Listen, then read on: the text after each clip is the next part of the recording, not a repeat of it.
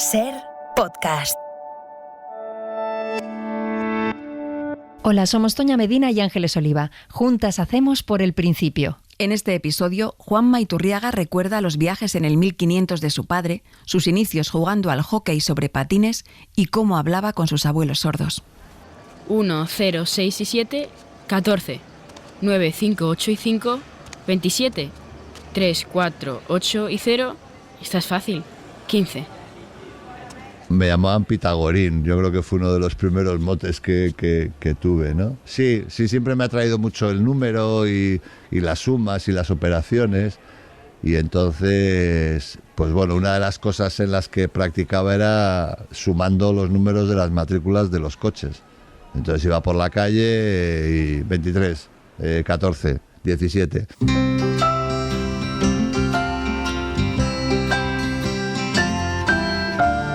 Ese niño que jugaba con los números es Juan Manuel López Iturriaga, jugador de baloncesto y presentador de radio y televisión. Jugó con el Real Madrid entre 1975 y 1990. Fue 90 veces internacional.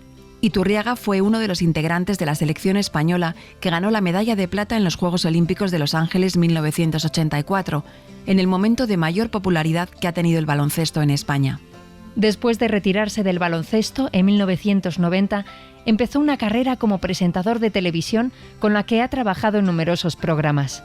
Iturriaga se crió en Bilbao, en una familia de 6 hermanos. Su altura hizo que con 11 años le propusieran jugar al baloncesto. Es una historia que merece ser contada empezando por el principio. Por el principio. Por el principio. Por el principio. Juan Manuel López Iturriaga nació en Bilbao el 4 de febrero de 1959. Fue el tercero de 6 hermanos. Fui un bebé enorme. O sea, por lo que me contaron mis padres, creo que anduve por los 5 kilos y medio. O sea, algo tremebundo, ¿no? No sé si era verdad o no, pero me debía ser muy grande y todo lleno de pelos por todos los lados y me contaban que mi padre cuando le enseñaron el bebé, porque claro, en aquella época no entraban los padres al paritorio ni nada de eso y que mi padre dijo que no, que aquello no podía ser hijo suyo, ¿no? Debía ser muy tragón, entonces yo quería comer todo el rato, ¿no? Incluso llevé, por lo que me contaba mi madre, luego llevé sobre todo a mi padre a grados de desesperación bastante potentes, ¿no? Porque es que no paraba, o sea, comía, lloraba, dormía algo, comía, lloraba.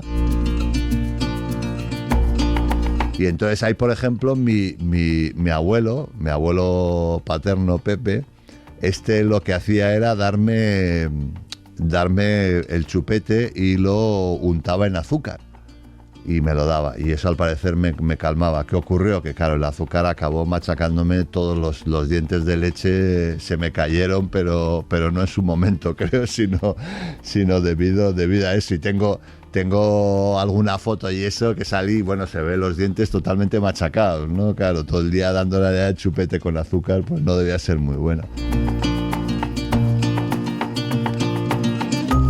Mi padre era alto, mi padre debía medir un 80 y algo y tal, bien, sí, tenía buen porte, y mi madre, bueno, normal, ni baja ni alta, pero curiosamente no fuimos una generación de gente alta. O sea, mi hermano Mikel, Jos y tal, tiene una altura bien normal, 1,75, 1,80, esto.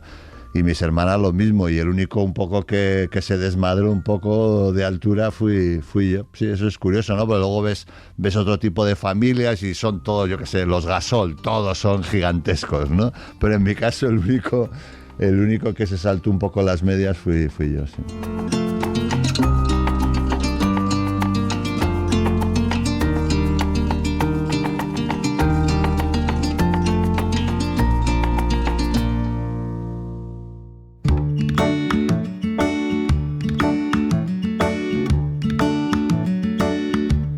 Juanma Iturriaga fue un niño disperso, despistado. Se le olvidaba la cartera en el autobús en el que iba al colegio. Le encantaban los números y jugar por la calle a teatrillos que se inventaba. Era un poco friki, otra de las manías que tenía era medir todo por palmos, ¿no? Entonces yo iba por la calle y entonces me pegaba a la pared de un edificio y eso, a ver cuánto mide esta esquina y tal, todo lo medía por palmos, ¿no? No sé, hacía cosas raras. Otro día me daba por el autobús que me traía del colegio, que yo cogía un autobús de línea, me dejaba como a 200, en la Plaza España, como a 200 metros de mi casa, ¿no? Y entonces a veces yo hacía el juego desde que llegaba el autobús a la parada, yo me hacía el ciego. Cerraba los ojos, entonces bajaba palpando todo y tal, y entonces salía y como lo tenía tan memorizado, intentaba hacer el trayecto haciendo el ciego, a ver si era capaz de llegar a mi casa de estos. Hasta que un día, claro, la gente me veía y un día iba a pasar una acera y entonces me cogió uno a ayudarme. Entonces yo abrí los ojos de golpe y el tío se dio cuenta y claro, se le rompió un poco la cabeza, ¿no? Diciendo, pero ¿qué estás haciendo, chaval? ¿No? En fin, cosas de chaval.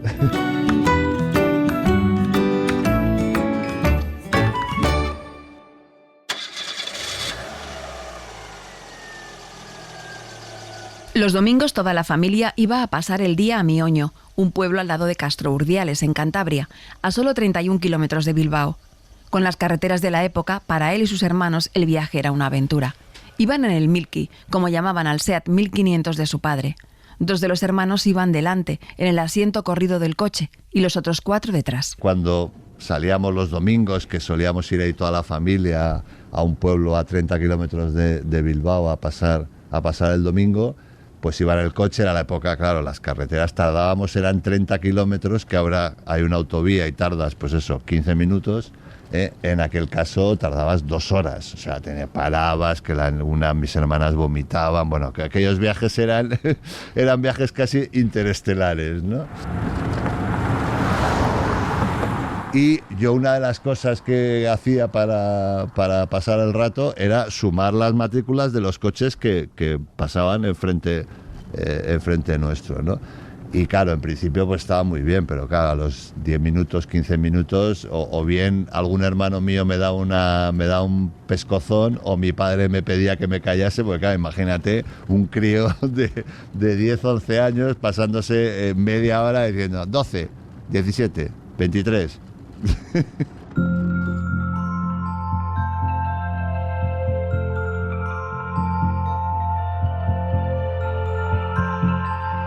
Y yo siempre había querido ser ingeniero, pero yo quería ser ingeniero por eliminación, porque a la hora de pensar a qué me quería dedicar, yo decía, pues yo qué sé, abogado. Claro, en aquella época, estamos hablando de los 70, 80, no había la opción, el millón de carreras que puedes hacer y cómo te puedes construir casi a la carta tus carreras, como afortunadamente puedes hacer hoy. No, allá había 5 o 6 clásicas, ¿no? Abogado, economista, medicina, ingeniero y tal. Y claro, la mayoría tenía asignaturas que a mí me ponían los pelos de punta. Decía, yo estudiar esto, yo estudiar, pues eso, el derecho canónico de no sé qué, nada, fuera. Económicas, tampoco. Y al final, ingeniero, entre mis talentos naturales que pensaba yo que tenía, y luego pues también que en Bilbao pues lo de ser ingeniero y tal, que era como, tenía caché, ¿no? Pues quería.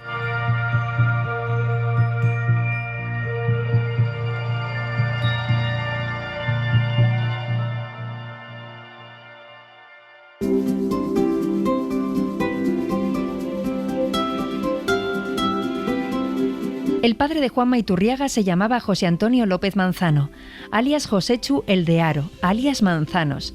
Los hermanos le llamaban el jefe.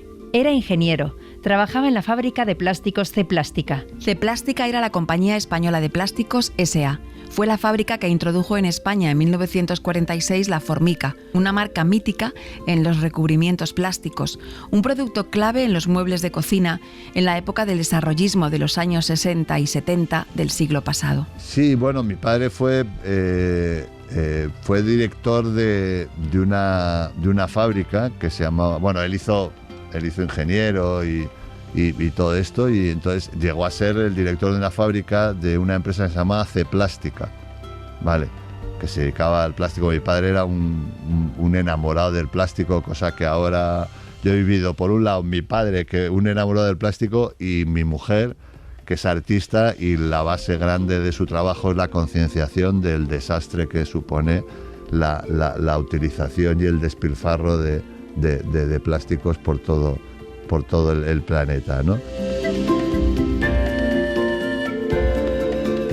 Estamos hablando de una época muy particular. Mi padre, por ejemplo, una de las cosas que hacía era viajaba por todo el mundo, estuvo en Alemania, en Japón, incluso en la Expo del 72, en Osaka y todo eso, comprando maquinaria para luego la fábrica, ¿no? Y claro, cuando tú vas a Alemania y visitas una empresa mirando, pues eso, una máquina que igual cuesta muchos millones de pesetas, pues no es raro pues que te digan, ¿no? Lo típico de, bueno, esto os va a costar 100 y habré 2 milloncitos, 3 milloncitos, pues ¿sabes? Bajo mano, comisión y tal, ¿no?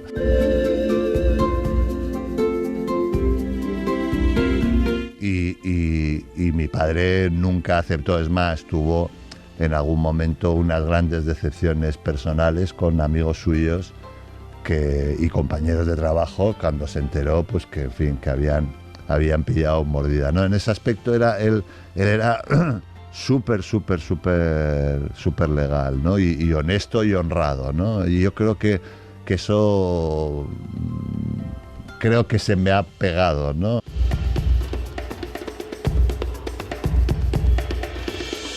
Bueno, mi padre, con el tema, por ejemplo, de las declaraciones de Hacienda, ¿no? O sea, el tío se volvía loco haciendo las declaraciones de toda la familia y tal para intentar pagar menos, pero siempre dentro de la legalidad. O sea, ni se le ocurría, o sea, un papel, una factura. Y estoy hablando de los años 70, ¿eh? O sea, que mira lo que nos ha costado que tengamos una cierta conciencia, ¿no? De que tenemos que pagar impuestos. Él tenía un chip tipo, ¿te acuerdas? Que era Terminator. Terminator Arnold Schwarzenegger tenía cuando viene a este planeta, él tenía unas directrices, ¿no? Y cosas que no podía hacer, ¿no? Pues yo creo que de alguna forma mi padre tenía, ¿sabes? Alguien le había metido un chip de decir, no, tú no puedes hacer ninguna cosa ilegal, ni nada que se salga, esto no.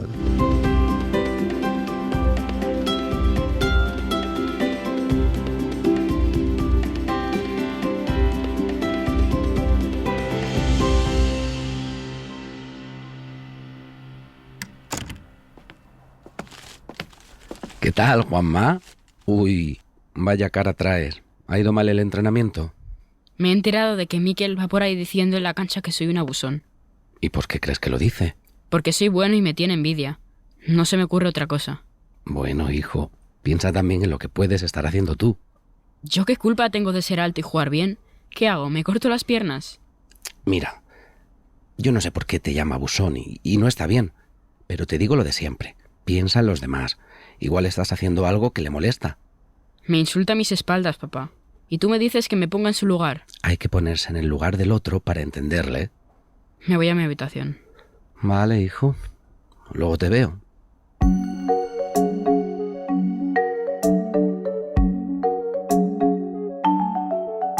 Recuerdo una frase que decía lo de piense en los demás. O sea, que es que me mataba. O sea, me mataba cada vez que me decía, es que hay que pensar en los demás, ¿no? Y claro, al principio y cuando eres adolescente, cuando eres joven, pues hombre, el piense en los demás te cuesta, ¿no? Eres tú, tus amigos, tu fiesta, Y según va pasando el tiempo, pues poco a poco yo creo que la evolución correcta es eso, es cada vez pensar un poquito en un poco menos yo y más nosotros.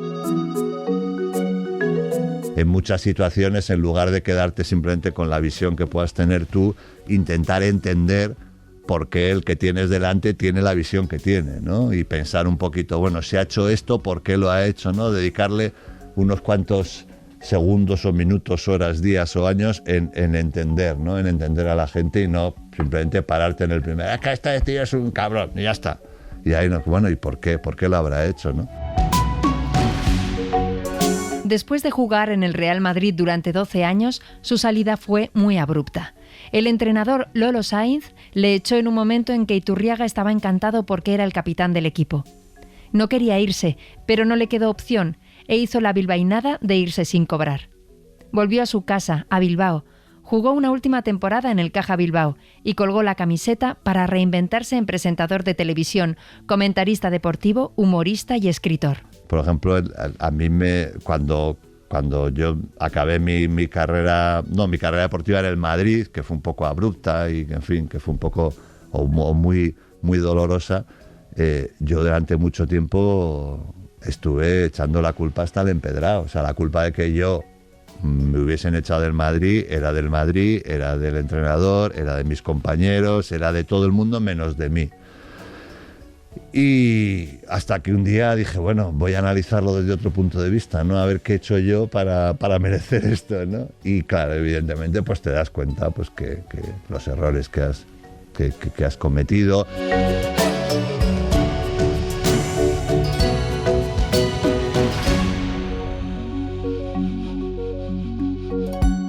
Por el principio, Juanma López Iturriaga, Cadena SER. La madre de Juanma Iturriaga se llamaba Mari Carmen, era de Bilbao. Era una mujer muy inteligente, moderna en su juventud y que, como muchas otras, tuvo que dejar sus aspiraciones personales por sus hijos. A ver, mis padres se repartieron un poco el rol pues de la época, ¿no? De aquellos tiempos, ¿no? Mi padre era el señor que trabajaba, que era el proveedor, ¿no? Por decirlo de alguna forma, y mi madre se dedicaba un poco a la intendencia emocional y la intendencia casera y los niños y los uniformes y todo eso, ¿no? Y bueno, y lo hacía fenomenal, tenía ayuda, teníamos, claro, porque éramos 6 hermanos, ¿no? Y te contaba, venía una chica a casa, todo, bueno, y vivía incluso, ¿no? Juli durante muchos años con nosotros, ¿no? Y sí, pues yo creo que cuando te imaginas, pues eso, una madre de los años 60, pues ese es un poco el estereotipo, ¿no? De una persona cariñosa, atenta, una persona que aparcó, ¿no? Sus aspiraciones personales por la situación que le tocó vivir.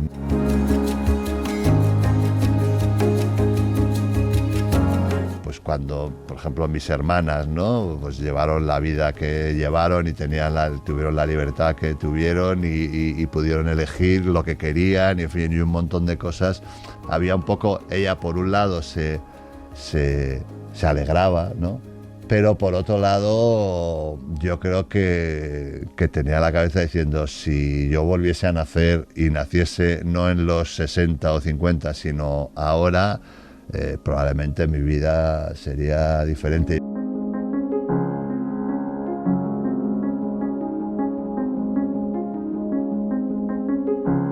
Mi madre era una persona inquieta, se interesaba por muchas cosas, era muy artista, pintaba en casa, en fin, que era una persona que en otro momento, digamos, histórico y en otra sociedad y diferente a la que había en este país en los 50 y 60, pues seguramente su vida hubiese sido diferente. Yo creo que le quedó ahí un poquito de decir, bueno.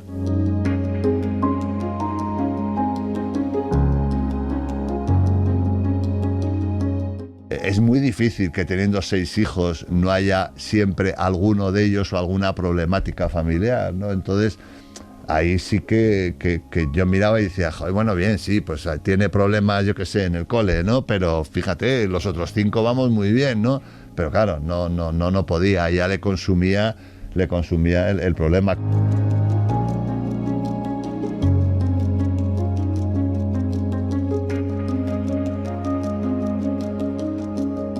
Pues tuvo, y bueno, y lo sé, claro, que sufrió mucho, ¿no? Sufrió mucho por nosotros, porque éramos muchos, y eso que afortunadamente no hubo ningún, en esa fase de la vida, digamos, de chavales en el colegio, fuimos muy normalitos y no creamos ningún problema así especialmente complicado, ¿no? Pero los clásicos.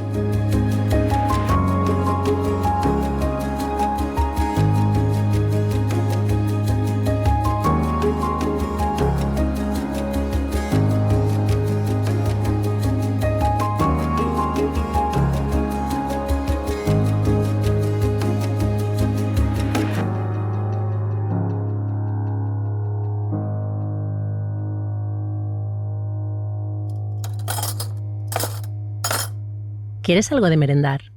No, mamá, me voy corriendo que he quedado con Pachi. Te hago un bocadillo en un momento. No hace falta, la madre de Pachi siempre nos prepara algo. Bueno, tampoco hay que abusar, ¿eh?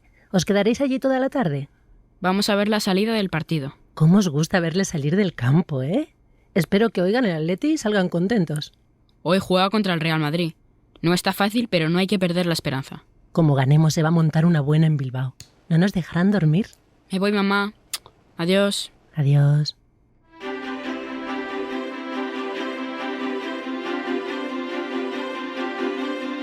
Como muchos chavales de Bilbao, Iturriaga soñaba con jugar en San Mamés y meter goles con el Athletic, pero creció tanto que con 12 años ya pasaba del 1,80 y el entrenador de su colegio le convenció para que probara con el baloncesto. A ver, es que el Athletic en Bilbao es el paisaje, es el alma, no es el corazón, no sé, es todo, ¿no? Es algo con lo que convives desde que naces.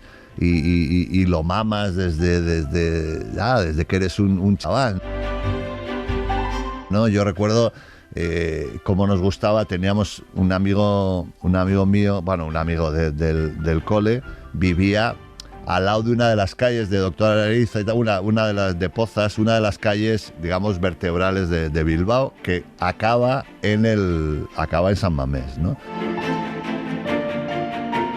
Y entonces yo recuerdo los días que había partido, que quedábamos y bajábamos simplemente para ver la riada, bajábamos a la acera y tal, a ver la riada de gente que venía de San Mamés con sus camisetas y tal, y pensando, decíamos, algún día igual nosotros somos de los que bajamos, ¿no? Aquí después del partido, ¿no?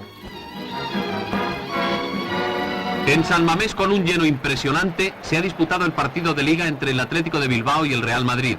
Arbitra el colegiado señor Medina Iglesias. Durante la primera parte hubo un fútbol bonito y ambos contendientes jugaron al ataque, olvidando cerrojos y otros sistemas defensivos. Zubiaga regatea y marca el cuarto gol bilbaíno. Y un minuto antes del final, Rojo chuta. El balón da en el poste y Zubiaga marca el quinto gol. Ya no hay más variación. El partido termina 5-0 entre el entusiasmo de los seguidores del Atlético de Bilbao. Cada visita del Real Madrid a San Mamés es un acontecimiento en Bilbao.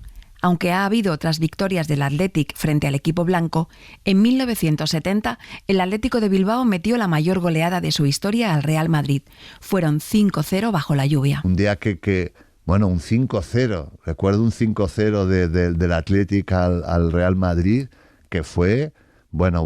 Estábamos allí todos los amigos en esa calle y claro, estábamos viendo venir a gente, imagínate, o sea, gente que venía de ver un 5-0 al Real Madrid, o sea, es que era una sonrisa y una alegría y tal, y claro, eso se te mete dentro, yo creo que para bien, ¿no?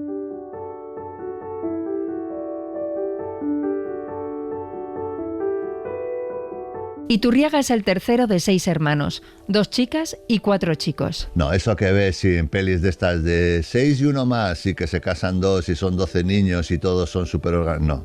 No, nosotros éramos... a ver, había entre José y Miquel, José el mayor y Miquel el pequeño, se llevan, creo que es unos 54 y otros 60, o sea, se llevan 13, 14 años, ¿no?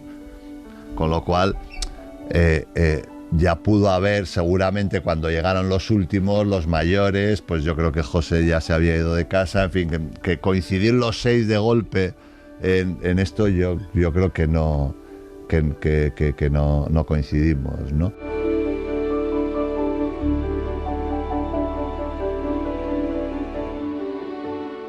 Españoles, Franco ha muerto. Cuando murió Franco, Juanma tenía 16 años y no se enteraba mucho. Sus 2 hermanos mayores estaban ya en la universidad y tenían una vida más agitada políticamente. Pero para él, Franco era un viejito que salía en la tele y en el Nodo antes de las películas inaugurando pantanos. Aquel 20 de noviembre vio a mucha gente contenta en Bilbao. Les dieron varios días de fiesta en el colegio y corrió el champán por muchas calles de la ciudad. Yo cogí, por ejemplo, a mis 2 hermanos mayores, María, José y María. Claro, esto estamos hablando, años 70, o sea, muerte del abuelito, en fin, grises, carreras, protestas universitarias, todo eso.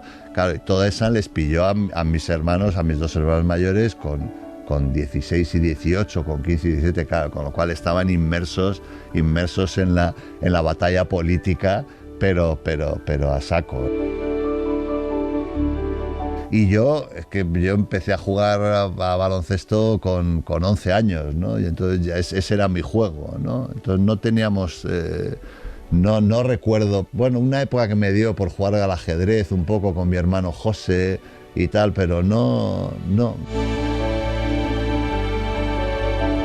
Luego, curiosamente, con el paso del tiempo, y hasta el día de hoy, somos muy de cuando nos juntamos y eso, somos muy de jugar. Jugamos al rumi, al parchís, a lo que haga falta, ¿no? Y nos encanta, ¿no? De jugar, pero de chavales no recuerdo yo que tuviésemos esa, quizás también la diferencia, ¿no? de edad que había entre unos y otros, ¿no?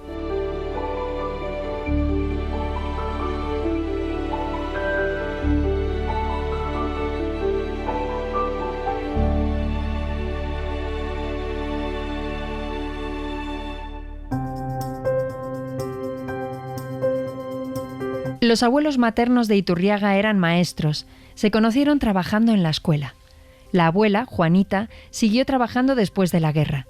El abuelo José Luis fue represaliado en el franquismo. Le acusaban de nacionalista. No recuerda haberle nunca enfadado por ello.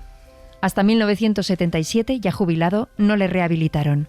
Mi abuela consiguió seguir trabajando, ¿no? Y era la directora de aquella escuela, pero a mi abuelo José Luis, nada, no tuvieron. Y por lo que cuentan, hubo una época que estaban totalmente acojonados, claro, que en cualquier momento se lo llevaban y le limpiaban el forro.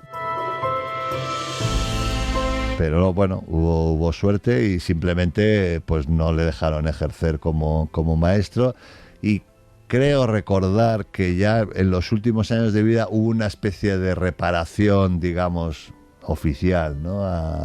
Para toda esta gente, pues que a los que les cortaron las alas, ¿no? Profesionales, ¿no?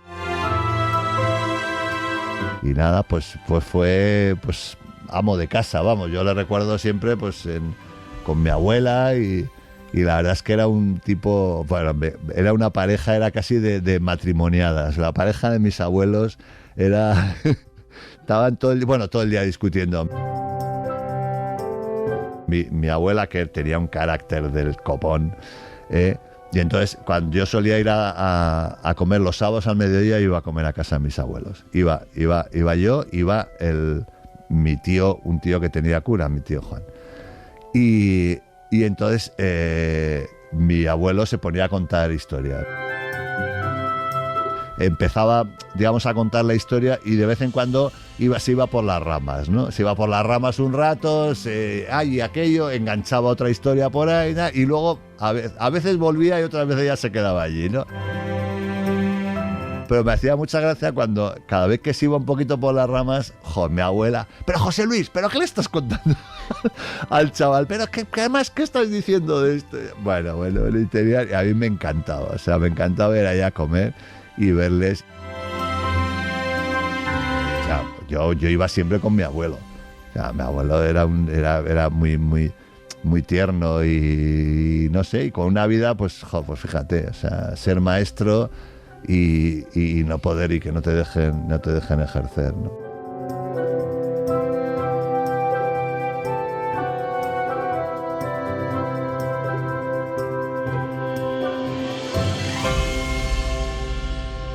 Por el principio, Juanma López Iturriaga, Cadena SER. Los abuelos paternos de Juanma Iturriaga se llamaban Julia y Pepe. Los dos eran sordos. Mis abuelos paternos se quedaron sordos muy jovencitos y se separaron. Y entonces yo ya desde que tengo uso de razón, los he visto separados. Entonces habían tenido 4 hijos, ¿no? Sí, 4 hijos. Y entonces los hijos se repartían a los 2, y entonces yo recuerdo estar, pues de repente venía mi abuela y estaba pues 3 o 4 meses en casa, y luego se iba y volvía mi abuelo José Luis, mi abuelo Pepe, y se pegaba ahí otros tantos meses, ¿no? Claro, con ellos la comunicación era más complicada, ¿no? Porque tenías que hablar con los labios, y a veces te entendían y otras no.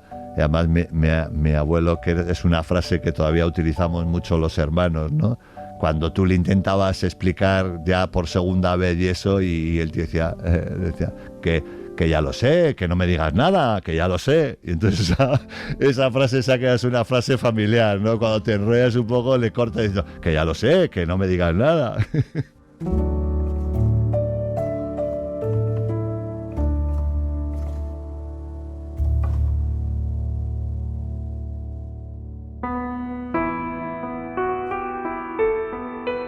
Juanma estuvo en la escuela de Indauchu, de la que su abuela Juana era la directora, y después en las escuelas de San Vicente, muy cerca de su casa. Llegó a los jesuitas con 9 años. De las cosas, digamos, buenas, guardo muy buen recuerdo. Yo lo pasé muy bien en el cole. Lo pasé muy bien en el sentido que hice allí un grupo de amigos alrededor del baloncesto, ¿no? Y me fue muy bien, no me costaba estudiar, sacaba buenas notas con muy poco esfuerzo. Y bien, o sea, mi vida estaba muy bien.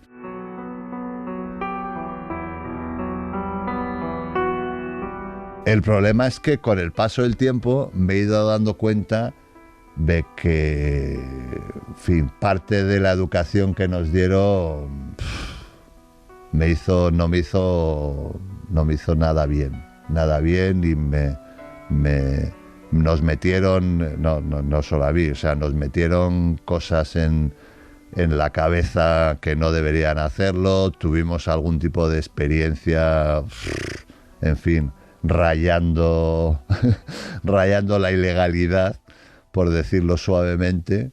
Y entonces ahora me doy cuenta que con el paso de los años estoy más enfadado que entonces.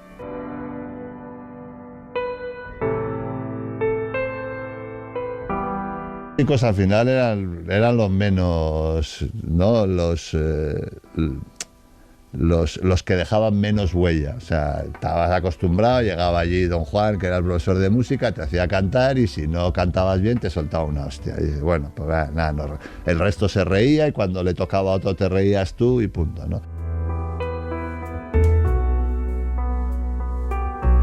Pero yo creo que era más peligroso y más duro, pues eso, el inculcarte un tipo de educación y un tipo de ideas que, en fin, que bueno, que todavía te das cuenta. Yo tengo 63 años y hay veces que casi me reconozco, decir, ¿de dónde ha venido esto?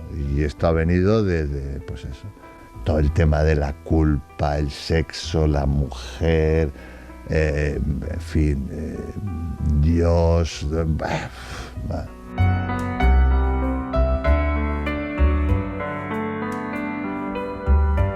Pero algo ha quedado. Algo ha quedado que me desagrada profundamente, y me alegro, y lo he vivido, claro, con mis hijos, ¿no? Muchas veces he pensado, digo, joder, qué suerte han tenido, ¿no?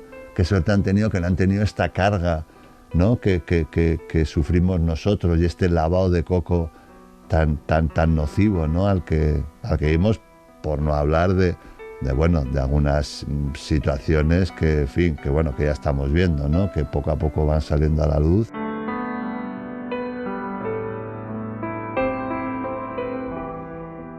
Un guirigay que bueno, primero consiguió que yo, según acabé el colegio, y no he vuelto a tener ni el más mínimo contacto tangencial con la religión y con ese mundo y con esas ideas.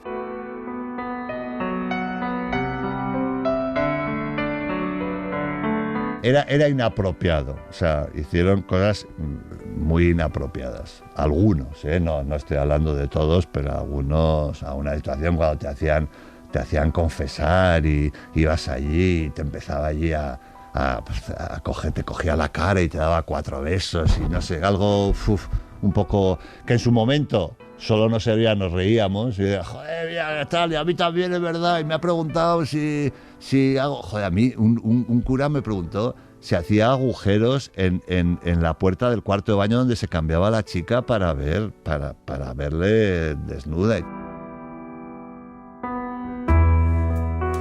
Que eran cosas que salías de allí diciendo, pero es que ni se me ha ocurrido. O sea, que es que una cosa tremenda, ¿no? Y el sobeteo y tal, no sé. En fin. Yo, o sea, si a mí con 2 tonterías, no es con el concepto de tontería, no pega, sino con 2 cositas, noto que se me quedó ahí algo, pues fíjate cuando estamos hablando de grandes abusos continuados y todo esto. Que ahora, pues hace poco fue el cumple, o un aniversario del colegio y tal, y no me mola.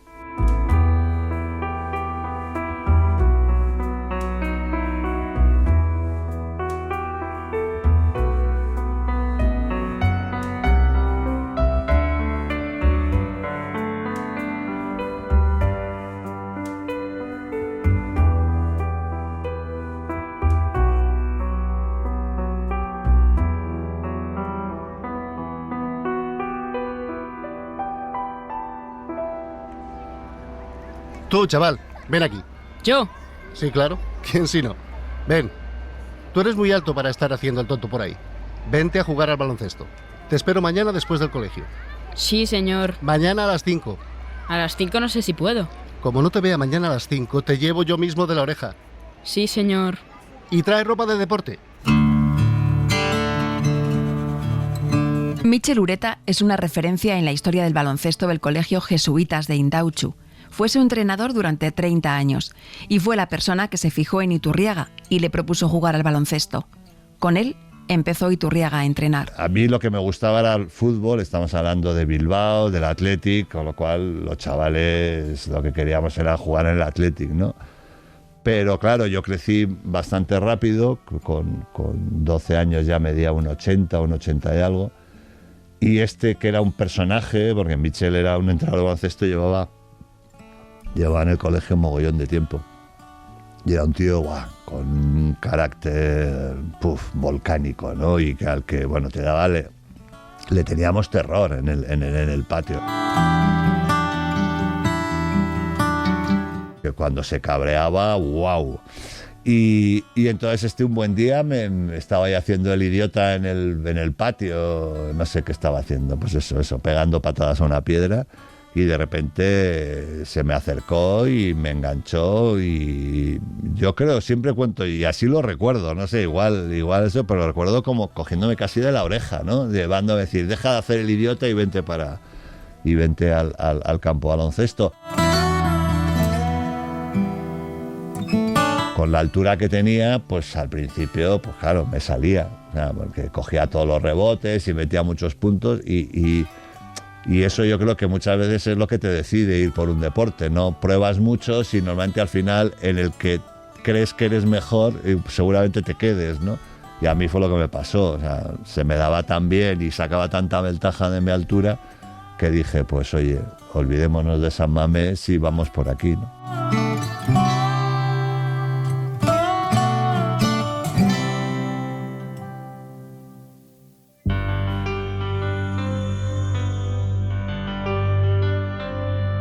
Hasta los 11 años Iturriaga no empezó a jugar al baloncesto. Antes practicó hockey sobre patines y se empeñaba en llevar el stick cogido con una mano y no con las dos. Le pusieron de portero y perdieron 12-1 en un partido importante. Fue el final de su carrera en el hockey.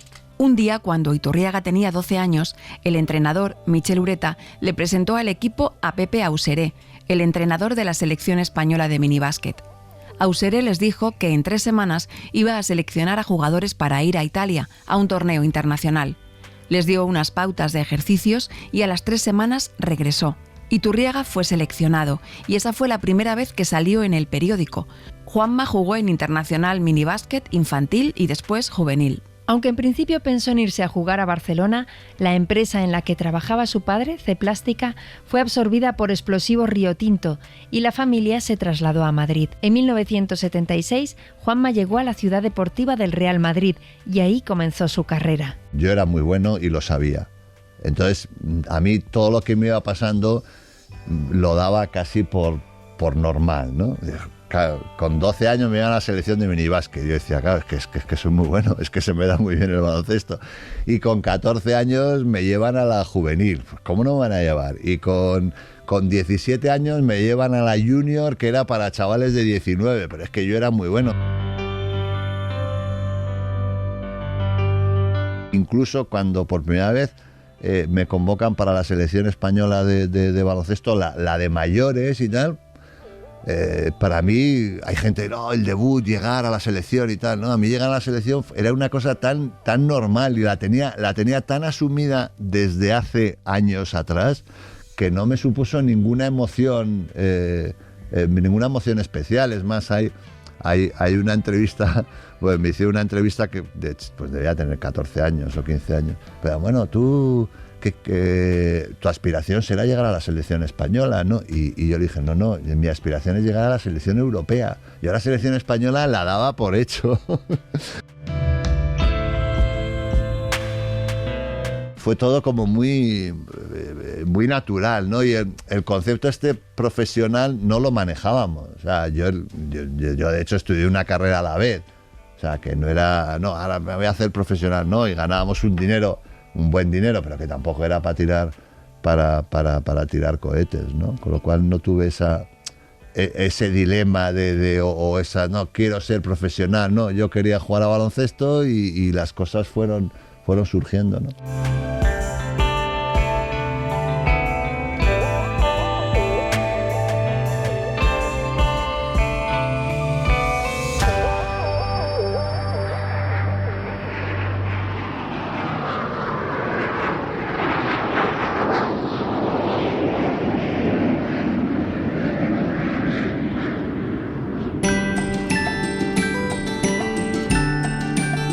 Con 12 años, Iturriaga empezó a viajar para jugar al baloncesto. Al principio, flipaba con los hoteles. Quiero decir, o sea, que viajas en buenos aviones, te cuidan, te llevan, te traen, no te tienes que preocupar de muchas cosas, en fin, es una forma de... Llegas a los hoteles, tienes la comida preparada, en fin, te quieres visitar cualquier cosa, en fin, que es un tipo de viaje muy cómodo, muy cómodo.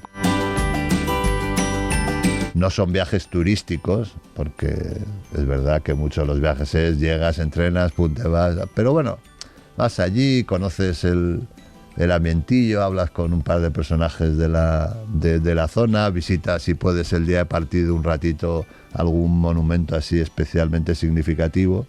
Y bueno, pues te vas diciendo, vale, conozco algo de Sofía, por ejemplo.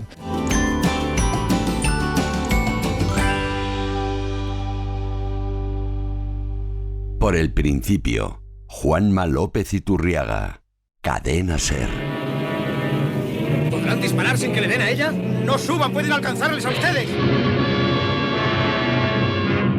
Ha habido varias películas sobre King Kong. La original, de 1933, dirigida por Merian C. Cooper, es un clásico del cine fantástico que recrea el mito de la Bella y la Bestia. Es una de las primeras y más famosas películas de monstruos, recordada por sus pioneros efectos especiales usando la técnica stop motion. En la trama de King Kong, un equipo de cine va a rodar una película a una misteriosa isla al este de Sumatra. Allí descubren la existencia de una civilización prehistórica y de una tribu ancestral que secuestra a Anne, la actriz protagonista, para ofrecerla en sacrificio ritual a King, un gigantesco gorila. En su primer año en los jesuitas, Juanma vio King Kong uno de los domingos de cine en el colegio. En el cole en el cole de Indaucho había un salón de actos y los domingos por la tarde pasaban una película. Entonces normalmente solíamos ir, ¿no? Y un domingo de estos pues pasaron King Kong. Bueno, me aterrorizó. O sea, pero me aterrorizó hasta extremos y fue casi traumático. O sea, ver ahí el bicho y sobre todo cómo se comía a los de la aldea aquella donde tenían la empaladiza y bueno, y la chica, cuando se lleva la chica, en fin, tremendo, ¿no? Y claro, esto era, pues no sé si era como a las 6 o las 7 de la tarde al cine. Claro, acababas como a las 8 o 9, ya era de noche. Creo recordar, seguramente sería invierno y eso. Y claro, yo salí asustado, sobrecogido y tuve que ir andando porque de mi colegio tenía como 20 minutitos así andando hasta casa. Y lo recuerdo con la sensación de que en cualquier momento me iba a aparecer King Kong y me iba a coger con la mano y me iba... Es que yo creo que hay hasta una escena donde le come la cabeza a uno, no sé, bueno, o sería imaginaciones mías, ¿no? Pero, lo pasé fatal aquella tarde-noche, sí.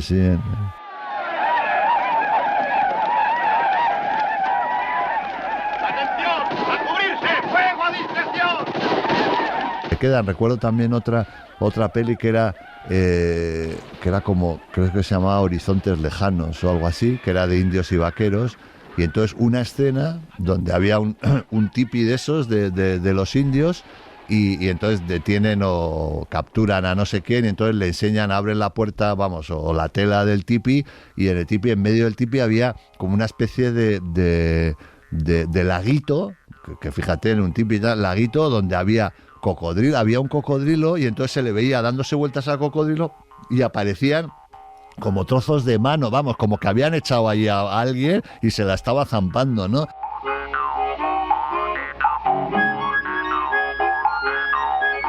Y aquella escena y aquel laguito se me quedó y había veces que me parecía, y todavía a día de hoy, por ejemplo, hace poco fuimos a grabar a unos cocodrilos aquí en un sitio aquí en Madrid y todavía el cocodrilo me acojona. Yo creo que viene de esa escena de los 12 años o de los 13 años, ¿no?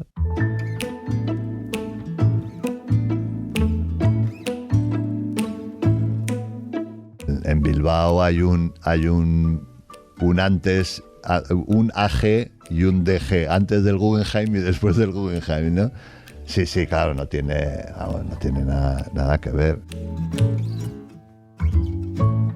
Te hace sonreír cuando piensas que cuando el Guggenheim empezó el proyecto del Guggenheim y los problemas que hubo y las críticas que hubo sobre todo tipo, ideológicas, económicas y todo eso. Y claro, lo ves ahora y claro, es que nos puso en el mapa turístico, o sea, ha supuesto ingresos infinitos, ha supuesto luego también el orgullo de ciudad, que somos muy los de Bilbao, pues somos como somos, ¿no? Entonces ha sido maravilloso, es una ciudad súper cómoda, el tamaño que tiene es fantástico, no sé, es un sitio ideal. Y claro, muchas veces me planteo y digo, joder, con lo bien que se está en Bilbao y qué haces tú todavía en Madrid, pasan los años y siempre digo, no, venga, voy a acabar en Bilbao. Y no, Aquí sigo, pero bueno, hay otros condicionamientos familiares, profesionales, que esto, pero Bilbao es una ciudad que está muy, muy, muy, muy bien.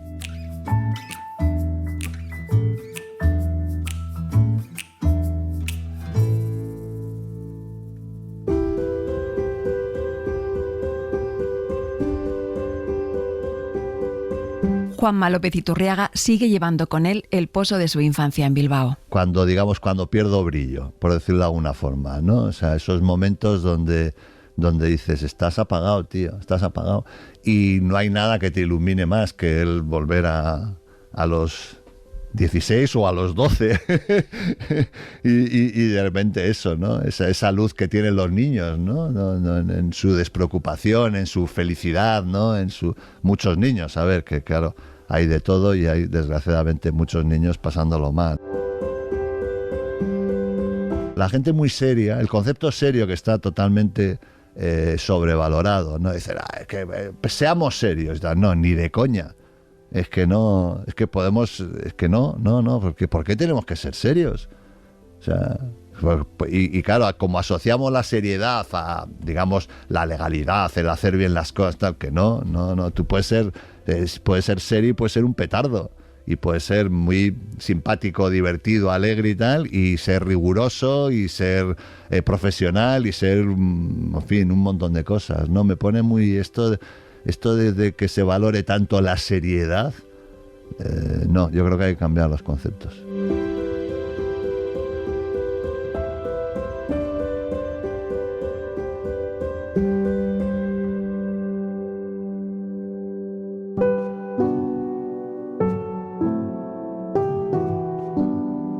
Por el principio, Juanma López Iturriaga. Dirección, realización, guión, montaje y locuciones, Ángeles Oliva y Toña Medina. Producción, Matilde Suárez. Técnico de grabación, Juan Carlos Fernández García, María Jesús Rodríguez y Alicia Molina. Interpretación, Eli Zapata, Miguel Pancorbo y Pedro Forero, con la colaboración especial de Gerard Merino.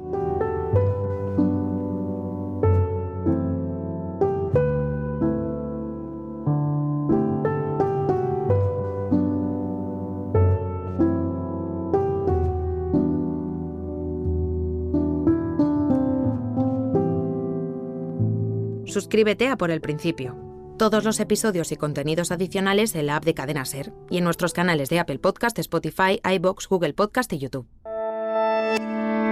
Cadena SER. La radio.